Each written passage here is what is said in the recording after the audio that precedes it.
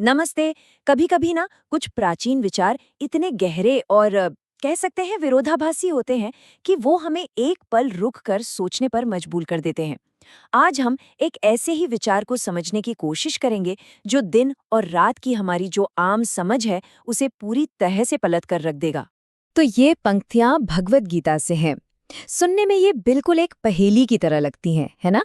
मतलब सोचने वाली बात है कि जो समय सभी के लिए रात है, वो किसी के लिए दिन कैसे हो सकता है?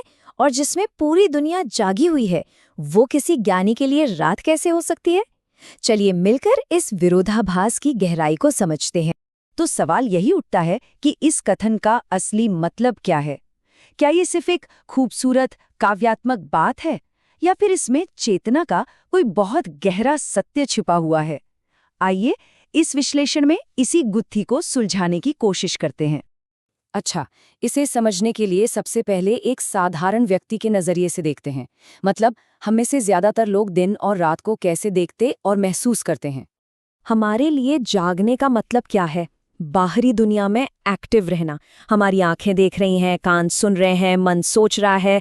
जब ये सब सांसारिक चीजों में लगे होते हैं, तब हम कहते हैं कि हम जागे हुए हैं।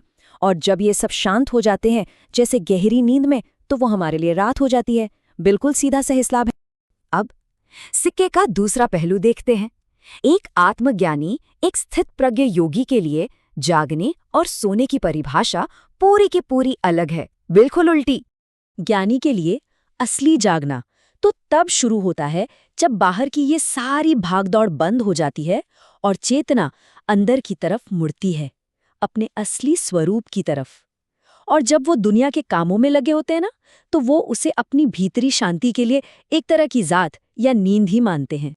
और यहाँ पर ये जो विरोधाभास है वो बिल्कुल साफ हो जाता है। देखिए, जिसे एक आम इंसान जागना कहता है, यानी इंद्रियों का संसार, उसे ज्ञानी रात मानता है। और जिसे आम इंसान रात या नींद कहता है, यानी इंद्रियों का शांत हो जाना, असल में वही ज्ञानी के लिए अपनी भीतरी दुनिया में जागने का रास्ता है। तो यहाँ असली बात ये समझनी है कि ये श्लोक सचमुच के दिन और रात के बारे में है ही नहीं। ये तो चेतना के दो अलग अलग स्तरों के बारे में है, दो अलग अलग सच्चाइयों के बारे में है, जिनमें कोई भी व्यक्ति जाग सकता है। और ये बहुत ही खूबसूरती से ये बताता है कि यहाँ दो तरह की जागृति की बात हो रही है। पहली जागृति है दुनिया के नाशवान सुखों के लिए, जिसमें ज्यादातर लोग लगे हुए हैं। और दूसरी जागृति है उस शाश्वत, उस नित्य आत्मज्ञान के लिए, जिसमें एक योगी स्थित होता है। तो अंत में ये पूरा विश्लेषण हमें एक बहुत गहरे सवाल पर लाकर छोड़ देता है। अगर जागने के दो अलग अलग मतलब हो सकते हैं, एक बाहरी दुनिया के लिए और एक भीतरी दुनिया के लिए, तो फिर हमारे लिए असली जागृति क्या है? ये एक ऐसा सवाल है जिस पर हम सभी को सोचना चाहिए।